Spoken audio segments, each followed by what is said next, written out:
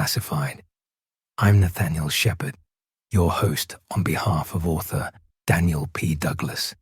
In this series, we reveal real Cold War secrets and excavate the classified details your government hoped you'd never discover.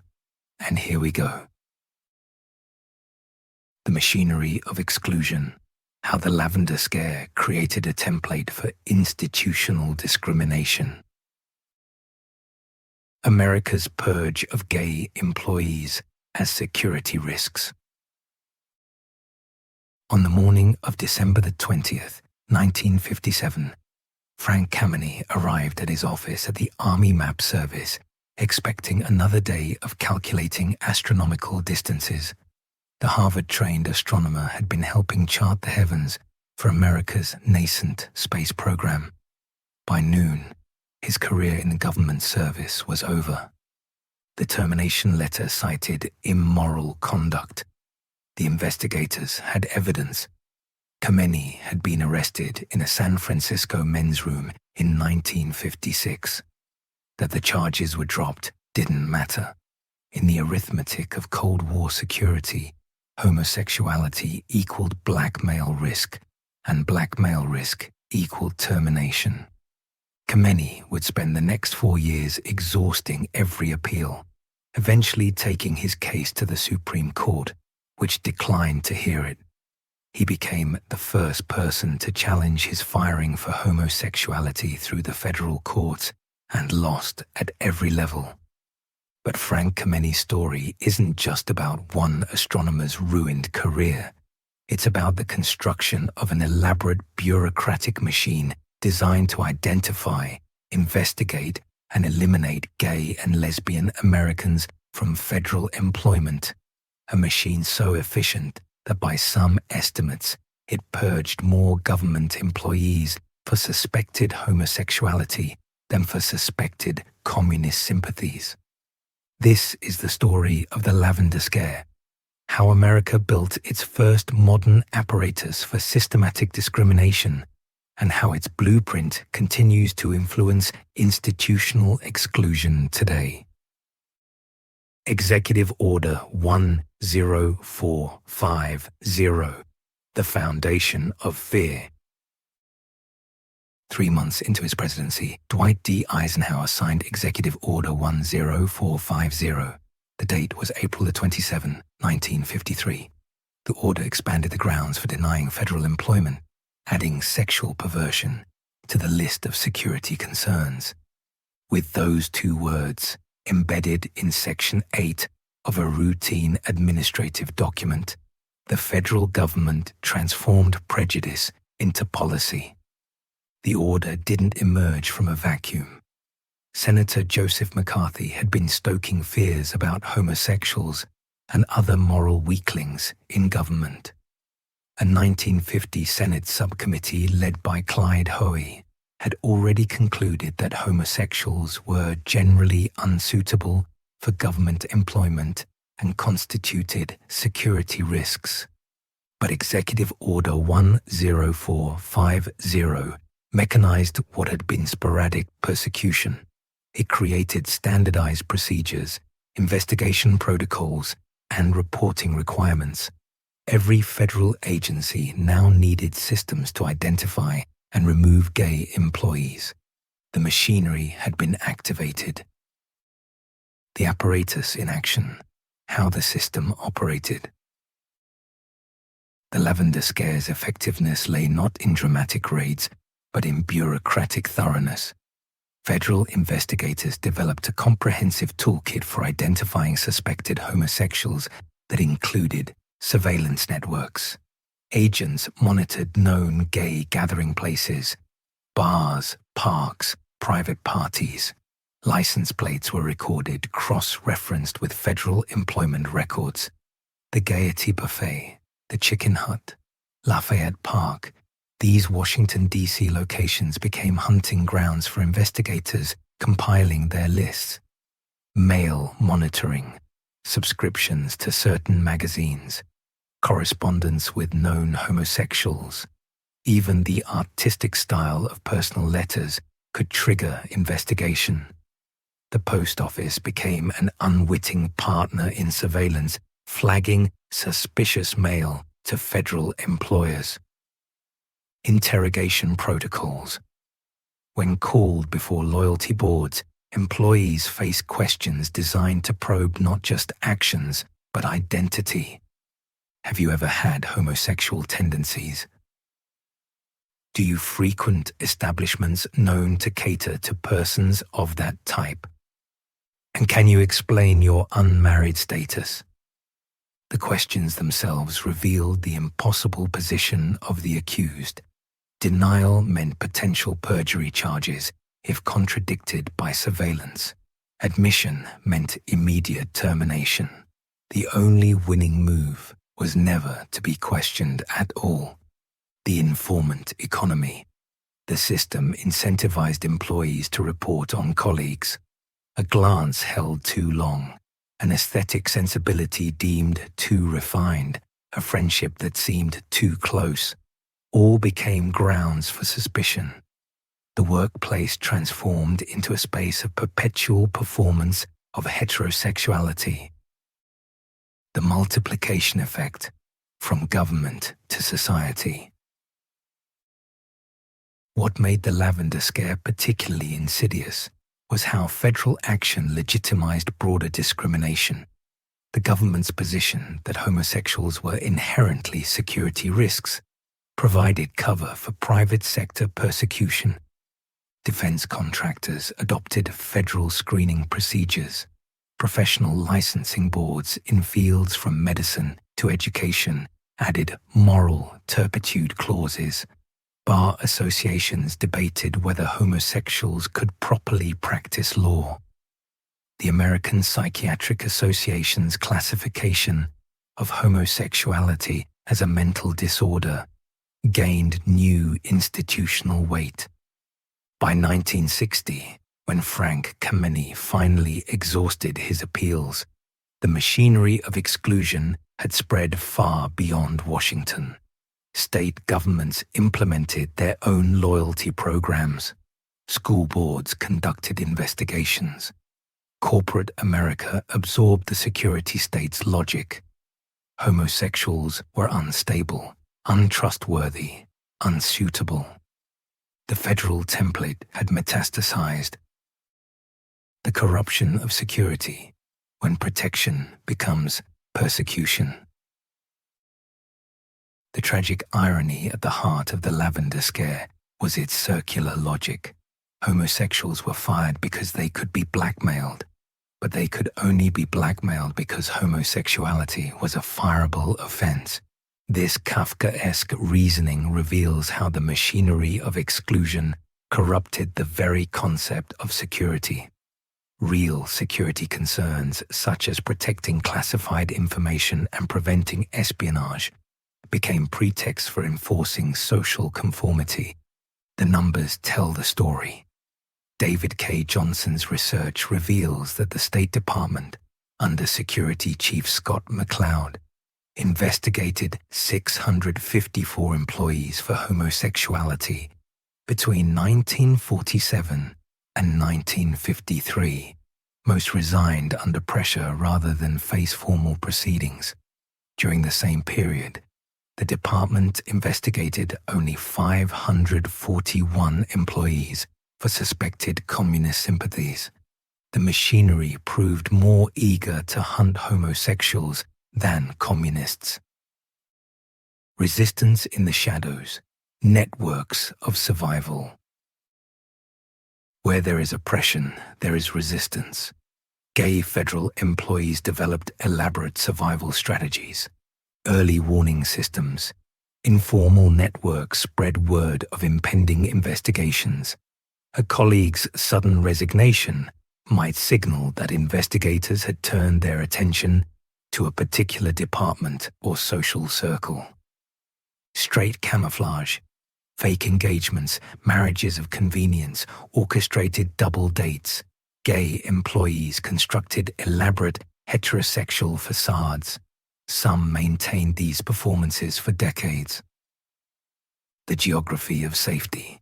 Employees memorized which bars were under surveillance, which parks had been compromised, which private parties might include informants. They developed a parallel map of Washington, marking safe spaces in invisible ink.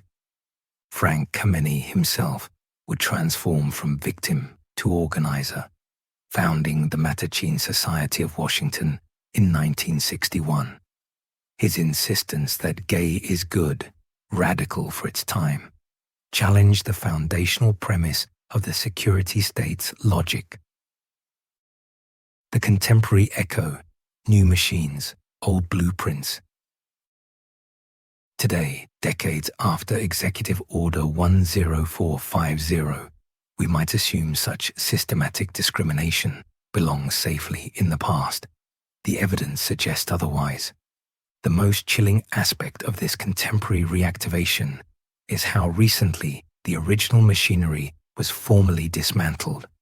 Executive Order 10,450 remained technically in effect until 2017, a full 64 years after its implementation. While the explicit sexual perversion language was quietly removed in 1975, the order's framework persisted through institutional inertia. Security clearance investigators retained broad discretion to probe suitability, and the infrastructure for systematic exclusion remained intact. Consider the timeline's revealing gaps. 22 years passed between the order's signing and the removal of its most discriminatory language. Another 20 years elapsed before President Clinton prohibited sexual orientation as grounds for denying security clearances, and astonishingly, another 2 decades passed before the order's formal revocation in 2017. This glacial pace of dismantling, each step fought for and incomplete, demonstrates how discrimination machinery resists decommissioning even after its stated purpose becomes indefensible. The scaffolding stood for over 6 decades. Now, merely a few years after its final dismantling, we watch new architects studying the old blueprints, adapting the design for contemporary prejudices. They've learned that explicit discrimination fails constitutional scrutiny, so they deploy the same tools the Lavender Scare perfected: bureaucratic language, legitimate institutional concerns, and systematic procedures that achieve exclusion while maintaining deniability. Today's anti-DEI initiatives and renewed targeting of LGBTQ employees reveal how quickly old blueprints find new architects. Consider the parallels. Language of threat. Where the 1950s used security risk and moral perversion, today's discourse deploys grooming and indoctrination. The specific words change, the function remains, transforming a minority into a threat requiring institutional response. Bureaucratic camouflage. Modern discrimination rarely announces itself. Instead, it hides behind viewpoint diversity, parental rights, or institutional neutrality. Like the Lavender Scare's security rationale, these frameworks provide respectable cover for targeted exclusion. The multiplication effect redux. Florida's Don't Say Gay law, copycat legislation across multiple states, corporate rollbacks of LGBTQ protections. We're watching the Lavender Scare's pattern repeat. Government action legitimizes private discrimination, creating cascading exclusion across institutions. Surveillance, reimagined. Today's monitoring occurs through social media scrutiny, email scanning, and algorithmic analysis. The technology has evolved. The intent, identifying and eliminating undesirable employees, echoes the past. The template's persistence. What makes the Lavender Scare essential to understand isn't just its historical importance, but its institutional legacy, the machinery of exclusion once built, doesn't simply disappear. It hibernates, waiting for reactivation.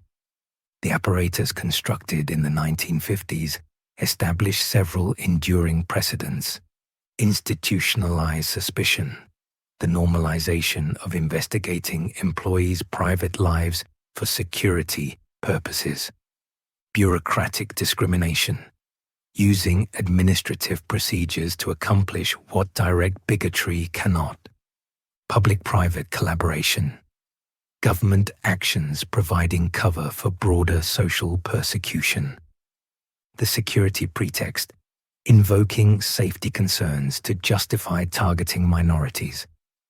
These patterns persist because they work not at enhancing security, but at systematically excluding targeted populations while maintaining institutional deniability. Conclusion: dismantling the machine. Frank Kameny spent 36 years fighting the machinery that destroyed his government career. In 1965, he became the first person to openly challenge federal employment discrimination based on sexual orientation before the U.S. Court of Appeals.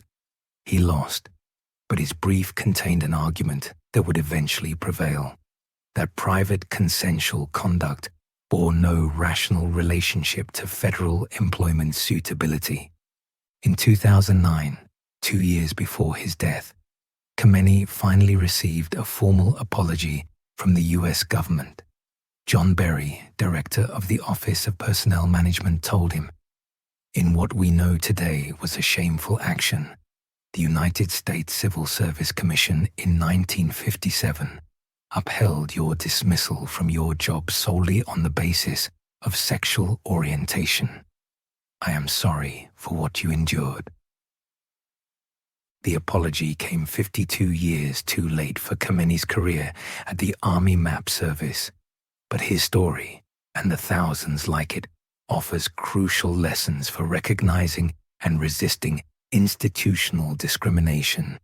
The machinery of exclusion operates best when its workings remain hidden, when its language appears neutral, when its targets seem isolated. Understanding its construction during the Lavender Scare helps us recognize its contemporary manifestations. Today, as new versions of this machinery emerge, targeting LGBTQ individuals through parental rights campaigns, dismantling DEI programs in the name of merit, conducting social media surveillance for cultural fit, the Lavender Scare's history provides both warning and guide. The machine can be dismantled, but first we must see it clearly, understand its operations, and recognize that bureaucratic language and institutional procedures can serve as vehicles for systematic discrimination just as surely as explicit prejudice. Frank Kameny saw it clearly. After losing his government career, he spent the rest of his life ensuring others could see it too. His transformation from victim to activist reminds us that machinery built by humans can be dismantled by humans, but only if we understand how it was constructed in the first place. The Lavender Scare ended not through gradual enlightenment, but through decades of organized resistance by those who refused to accept their designation as security risks. Their lesson for today is clear. When institutions build machinery for exclusion, the work of democracy requires taking it apart, piece by bureaucratic piece. And there it is, another documented descent into the declassified, filed properly, stamped accordingly, and revealed at last. I'm Nathaniel Shepherd, your host on behalf of author Daniel P. Douglas. Thank you for listening.